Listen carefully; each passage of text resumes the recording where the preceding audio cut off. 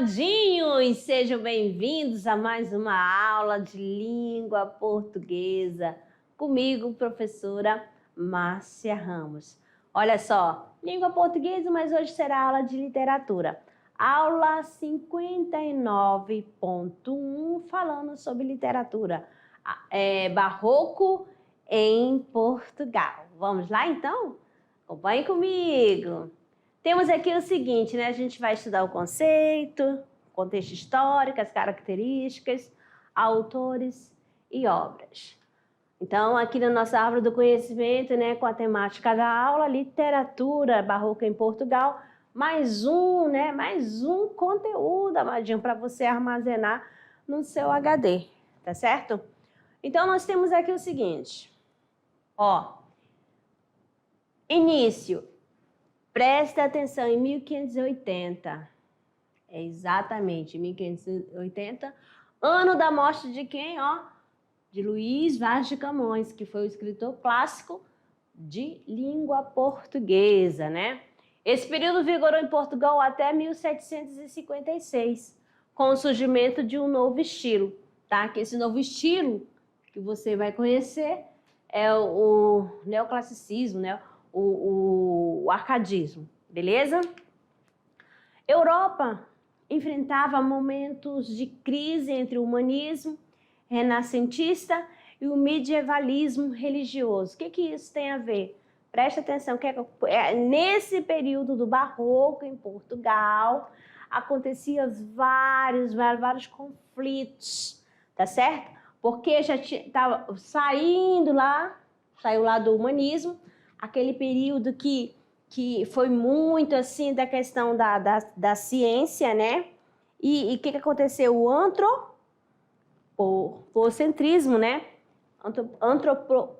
Quase que meu pai até, que o homem era o centro, Amadinho, que eu era o centro, que a igreja foi deixada de lado, tá certo? Nesse período aí. Então, tem aquela questão, oh meu Deus do céu, é o homem no centro ou Deus no centro? Então, vamos dizer assim, o conflito, né? A confusão.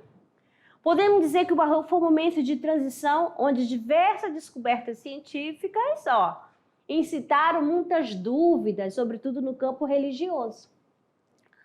Com a reforma protestante, olha só, que você vai lembrar da reforma protestante de Martinho Lutero, a Igreja Católica começa a se enfraquecer em certas regiões da Europa e a perder muito fiéis.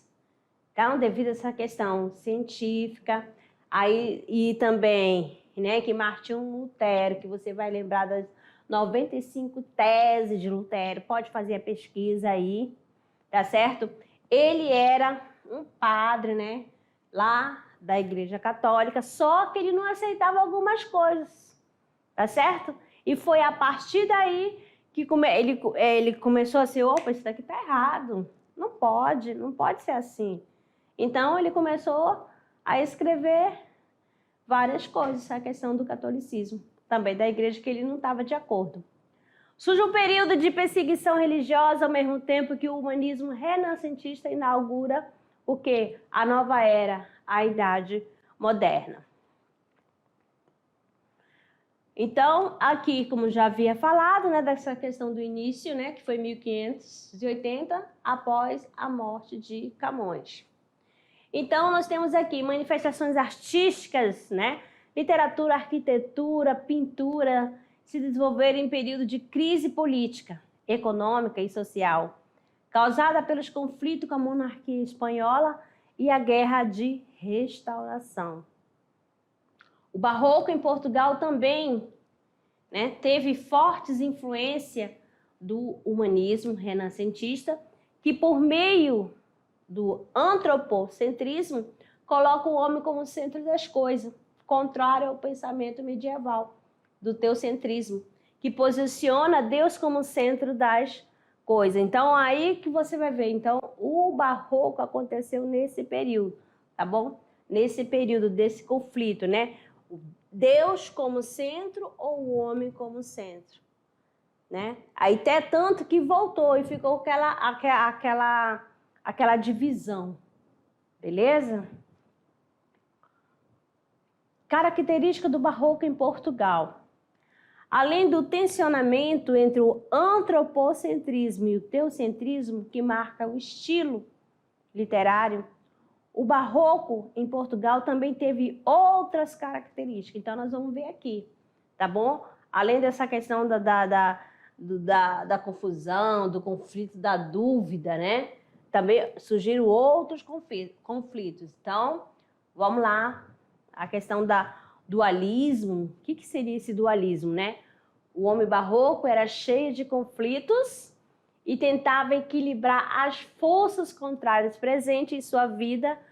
Qual seria esse conflito? Aqui você vai perceber nas obras, né, de artes, né, que tinha, na questão, nas produções, você vai ver lá essa questão entre fé e razão, Deus e diabo, religioso e profano, corpo e alma. Então, por isso que essa questão do dualismo, tá bom? E a fugacidade na concepção barroca, a vida e tudo que perpassa por ela é instável. O mundo, as coisas, as pessoas mudam. Feísmo. O barroco em Portugal tem uma grande atração pelo trágico, em rompimento ao equilíbrio clássico. Nas obras é comum a retratação de cenas cruéis, dolorosas e grotescas. Pessimismo. A noção de instabilidade da vida conduz frequentemente à ideia de morte. O homem barroco, é cheio de incertezas, desencantado com a vida. Tá certo? Porque nesse período morre Amadinho, né? Um rei que eles gostavam muito. Aí, porque se você lembrar no período medieval, né? O que acontecia? Lá em Portugal, havia aqui várias navegações, não era isso? Várias conquistas. Então, poxa, aqui o rei conquista tudo nesse período, né? Havia várias evolução, progresso. Aí, de repente, vai para uma batalha, lá o seu rei, pronto, mataram o seu rei. Nunca mais ouviu falar desse rei. Aí, quando retorna para lá, né? Poxa, e agora? Nós estamos sem rei, quem que vai governar? Aí foi o quê? Liderado pelos espanhóis, né? A Espanha tomou conta por um bom período de Portugal. Parte da literatura barroca em Portugal é marcada pelo cultismo ou gongorismo, em alusão aos poemas do espanhol Luís de Góngora. Esse conceito é caracterizado pelo jogo de palavras que visa rebuscamento e ornamentação do texto. Aqui, da questão das suas produções, que você vai perceber, né, que eles vão fazer uso, né, dos recursos expressivos, né, das figuras de linguagem. Olha só, fazendo jogo de palavras, até no próprio texto você vai encontrar a questão da antítese, né, de ideias, né, de palavras com sentidos opostos. Aí temos também o paradoxo, que são as ideias confusas, tá certo? Que vai demonstrar isso da questão na sua produção. Os textos possuem uma linguagem culta e carregados de figuras de linguagem. E também eram utilizados, né, figuras de sintaxe, né, os trocadilhos, hipérbatos e dualidades. A outra face da literatura é conceptismo, né, que é jogo de ideias ou conceitos baseados em argumento lógico. Então, para entender essa questão, né, o cultismo vai fechar, vamos dizer, vai ser direcionado ao detalhamento, né? Detalhamento, descrição, tá certo? E o conceptismo, o que você vai lembrar do conceptismo? Vai ser baseado nas ideias de convencer quem, né? As pessoas, né? A sociedade. Então, através de quê? Esse é conceptismo. Quem que vai fazer esse jogo de ideia, de conceito baseado em argumento lógico? Vamos conhecer Padre Antônio Vieira, né? Nos seus sermões, tá certo? Aí, quando você for ler os sermões de Padre Antônio Vieira, então ele vai ensinando, né? E vai tentar convencer você a mudar de ideia. Então, vai ser argumentos, vamos dizer assim, argumentativo, conceptismo. E o cultismo, detalhismo, descritivo, tá bom? Aqui nós temos Padre Antônio Vieira, né, que foi um dos principais autores do Barroco em Portugal. Não só em Portugal, por que fala em Portugal, vai falar em Portugal? Ele se destacou, ele nasceu em Portugal, mas só que aos 7 anos ele veio para cá para o Brasil. Aí você vai encontrar ele também na literatura barroca do Brasil, tá certo? Ele tanto se destaca em Portugal, como também aqui no Brasil. Ele é reconhecido, tá bom? Como autor barroco em Portugal e autor barroco no Brasil. Aqui nós temos, né, como a questão do conceptismo, né? Aí você vai perceber aqui essa questão argumentativa, né? Fazendo jogo de ideias. O objetivo dos autores conceptismo era o de convencer ou instruir o leitor com base em diversos argumentos. Então aqui, preste atenção aqui nesse trechinho de Padre Antônio Vieira. Para o homem se ver a si mesmo, são necessárias 3 coisas: olhos, espelho e luz. Sem ter espelho e é cego, ou melhor, se tem espelho e é cego, não se pode ver por falta de olhos. Se tem espelhos e olhos e é de noite, não se pode ver por falta de luz. Logo, a mista é luz, a mista espelho e a mista olhos. Então, você vê aqui que ele já vai passando, né? Fazendo uso dos jogos de ideias, tá certo? Ele vai dando a instrução. Ele fala aqui, poxa, não adianta você ter um espelho, mas se você não enxerga. Não é mesmo? Não é assim?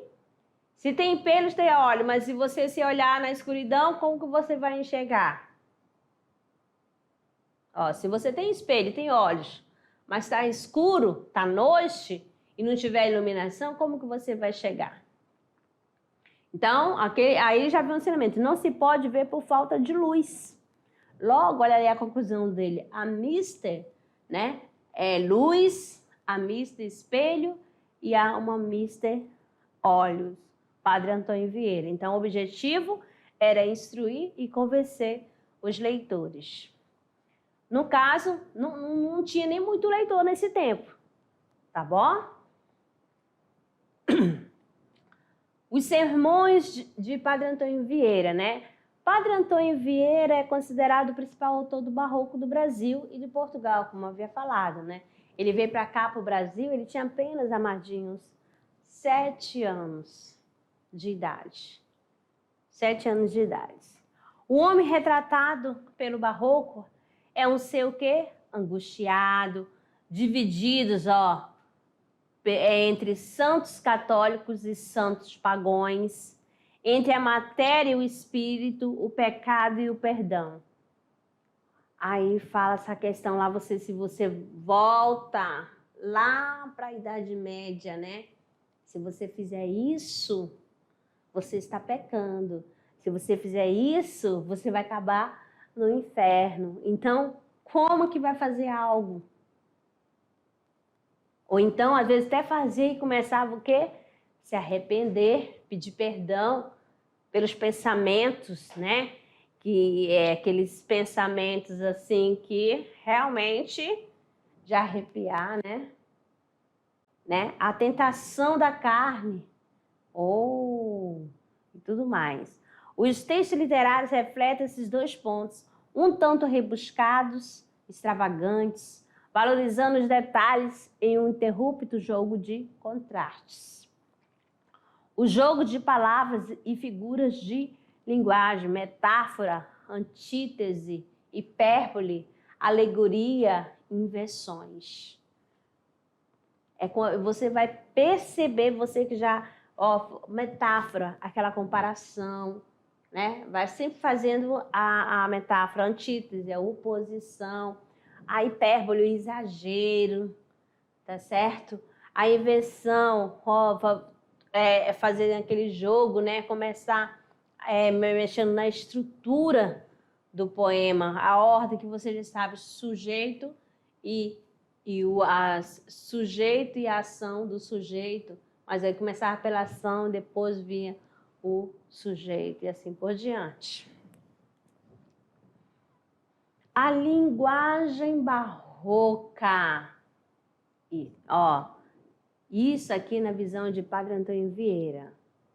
Como que era a linguagem? Ela retrata a inquietação, a inconformidade do homem e o seu conflito do corpo e da alma, da razão e da fé. Por isso essa questão do dualismo e a contradição. Isso tudo em virtude do contexto histórico que se insere, especialmente ao Renascimento e à Contra-Reforma. Suas obras sermões escritas em estilos conceptistas. Então, nós temos aqui um trechinho, né? Sermão de Santo Antônio, o Sermão aos Peixes, de 1654. Aí você vai observar, né, que ele usa no seu sermão argumentos para convencê-lo a mudar ou para instruir, para fazer algo bom. Se você fez algo ruim, lá no sermão já vai dizendo, né, o que você tem que fazer, tá certo? Aí você fica naquela indecisão. Vós, diz Cristo, Senhor nosso, falando com os pregadores, sois o sal da terra. Aí você já vê ele fazendo uso, sois o sal da terra. Olha só, isso aqui é o quê? É uma metáfora, né? E chama-lhe sal da terra porque quer que faça na terra o que o faz o sal. O efeito do sal é impedir a corrupção. Mas quando a terra se vê tão corrupta, como está a nossa, havendo tantos nelas que têm ofício de sal, qual será ou qual pode ser a causa desta corrupção?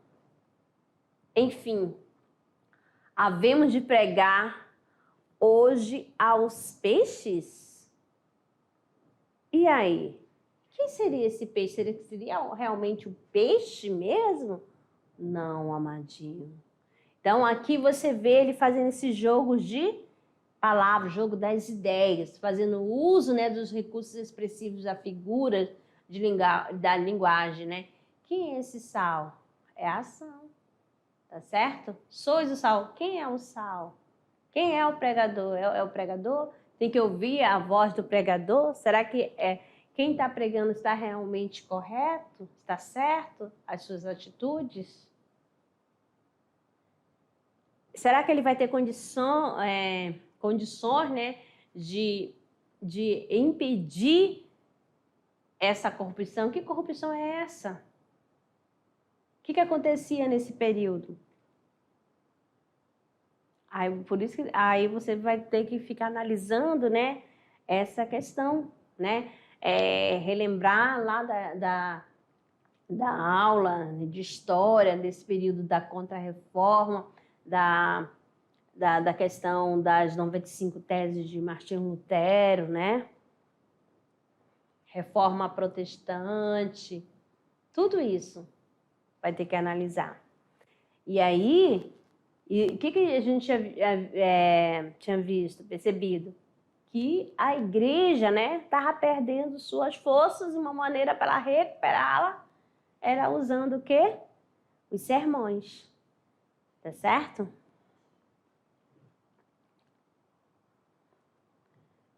Aqui, né, tem algumas características em Portugal e agora vamos lá para conhecer, né, autores e quais obras, né, fizeram. Nós temos aqui, né, Francisco Manuel de Melo, de 1608 a 1666, era um artista português multifacetado e atuou como militar, memorialista, historiador e cronista. Aí tem as suas obras Carta de Guia de Casados, Apólogos Dialogais, As Segundas Três Musas. Temos também Josefa de Ayala Figueira, de 1630 a 1684. Foi uma pintora que nasceu na Espanha, mas viveu e desenvolveu seus trabalhos em Portugal.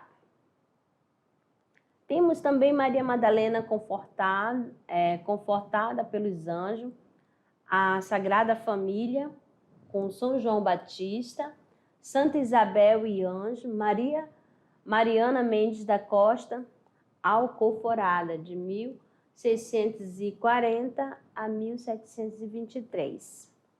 Então, e você pode observar que nesse período, né, do Barroco, você vai analisar nas obras, nas expressões, né, das figuras, vai estar lá essa questão do conflito, né, que ele apresentava. Tá certo? Da questão de dúvidas, tá certo? Vai lá dentro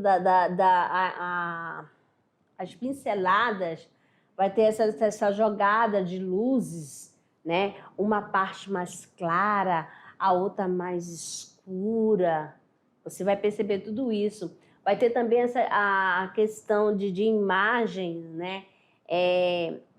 De santas, né?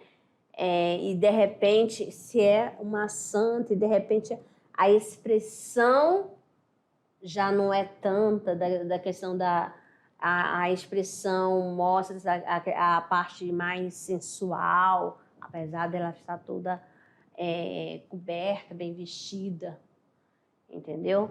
Tudo mostrando a questão, né, do pecado, beleza? Aí vemos aqui também Padre Antônio Vieira, de 1608 a 1697. Foi um filósofo religioso, escritor e orador português. As obras tem o Sermão da Sexagésima, Sermão do Bom Ladrão, Sermão do Santo Antônio ou Sermão aos Peixes, aquele trechinho que a gente leu ainda há pouco, tá bom? Dessa questão dizendo que ele era o sal. Vamos lá mais um pouquinho aqui agora da questão da arquitetura, né? A arquitetura barroca. Arquitetura. Com a reforma protestante de Martinho Lutero, a Igreja Católica perdeu vários fiéis na Europa. A arquitetura barroca foi um dos elementos da Contra-Reforma, criada pela Igreja a fim de se mostrar a sua imponência. Deste modo, a maioria das construções arquitetônicas do Barroco em Portugal foram quê? Nos espaços religiosos. As igrejas construídas nesse período eram planas, retangulares, com fachada simples e decoração minimalista. Então, aqui tem um pouquinho da escultura, né? Da arquitetura. Aqui é uma igreja, tá certo? Olha só a questão da pintura e da escultura. A pintura e a escultura completam e contribuem para a harmonia do conjunto. O contraste entre os espaços côncavo e convexo traz um dinamismo que dificilmente é encontrado em outros estilos. Então, esse estilo aqui é do período do Barroco, tá?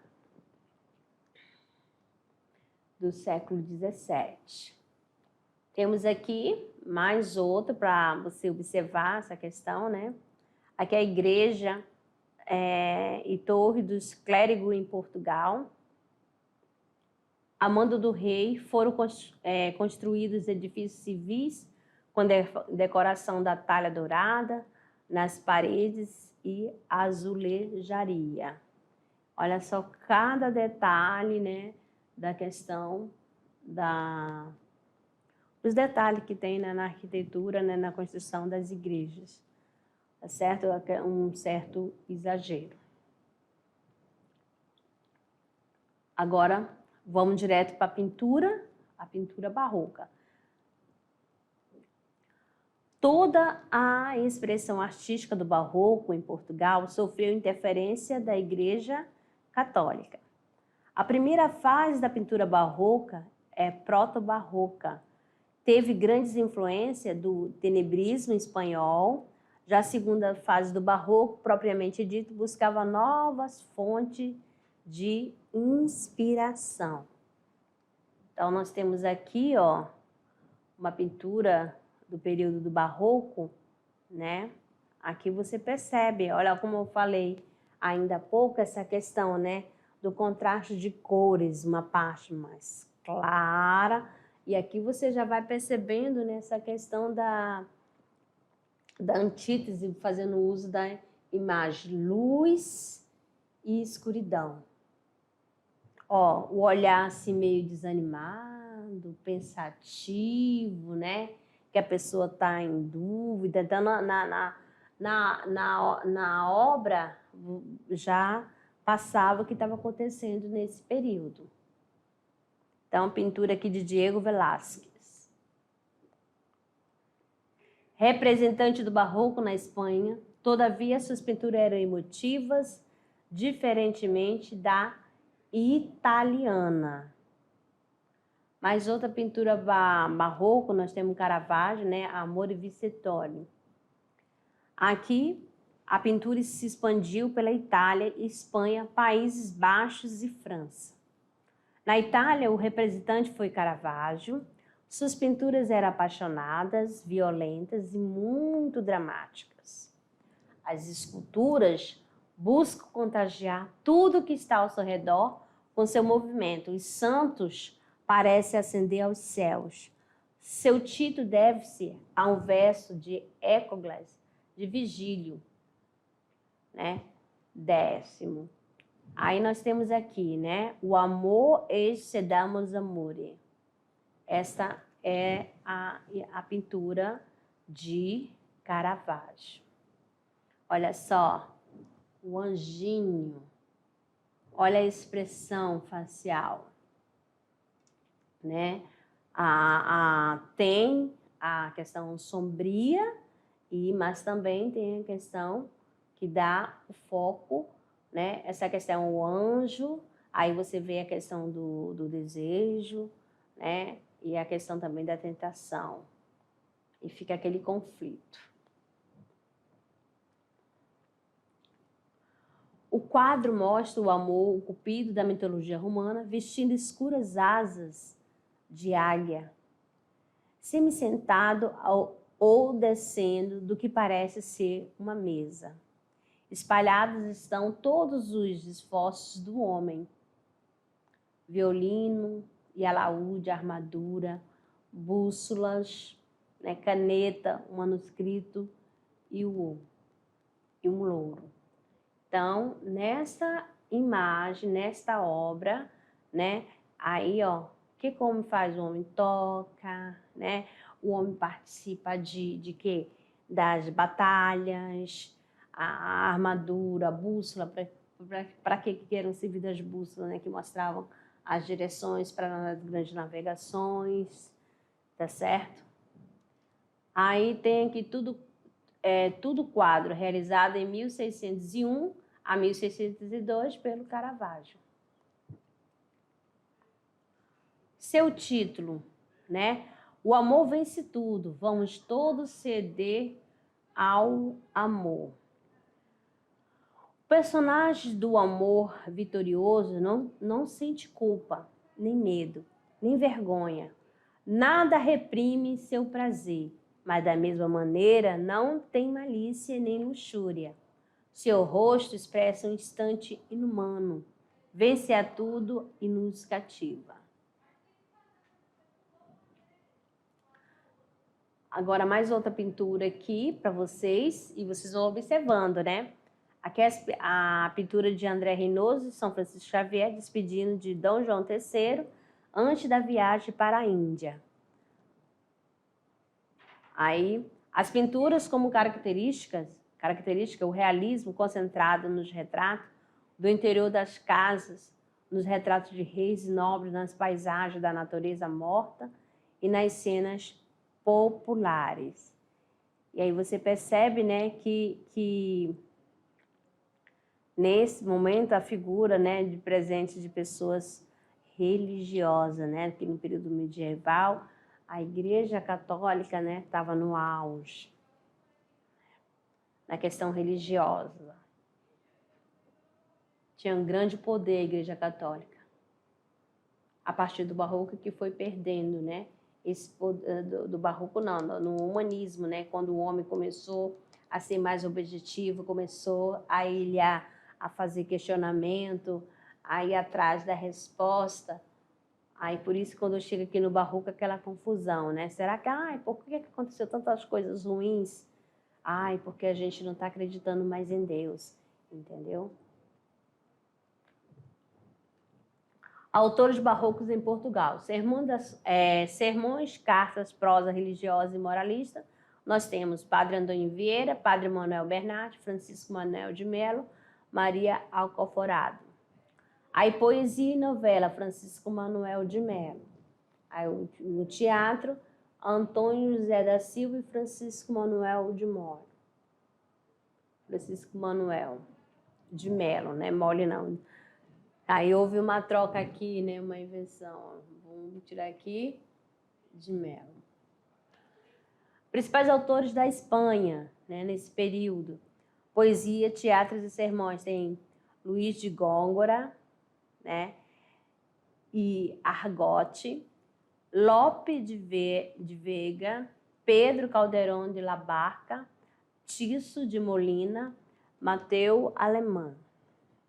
Na prosa, nós temos Francisco de Quevedo, né? E Villegas, Miguel de Cervantes. As frases, né, que se destacaram, né, na questão da frase de Padre Manuel Vieira, que ele, né, usava os seus sermões para instruir, né, os fiéis, né, para passar ensinamento, para tentar convencer os fiéis ou os seus leitores, né, o seu público. Ele usava jogos de ideias. Esse jogo de ideia eu fazendo as instruções, sempre fazendo uso de figuras de linguagem, tá certo? Principalmente metáfora e paradoxo. Nós temos aqui a maior gula da natureza é racional e o desejo de saber. Outro, quem quer mais do que lhe convém, perde o que quer e o que tem. O livro é um mundo que fala, um surdo que responde, um cego que guia, um morto que vive. A boa educação é moeda de ouro, em toda parte tem valor. Muitos cuidam da reputação, mas não da consciência. Quem não lê, não quer saber. Quem não quer saber, quer errar. Em havendo olhos maus, não há obras boas. Amar a quem nos aborrece é ato de generosidade. Aborrecer a quem nos ama é ato de ingratidão. Então, aí sempre passando o quê? Um ensinamento, sempre por trás ter uma moral, uma moralidade, tá certo? Essa questão, né, das frases conhecidas, né? Se você for repetir em cima, sempre tem algo positivo, não é mesmo? Da questão. Então, fica aqui para vocês, quando falar de cultismo, você vai prestar atenção nos detalhes, né? Descrição, detalhista. E quando falar conceptismo, você vai prestar atenção na argumentação, tá certo? Uma argumentação passando o quê? Um ensinamento.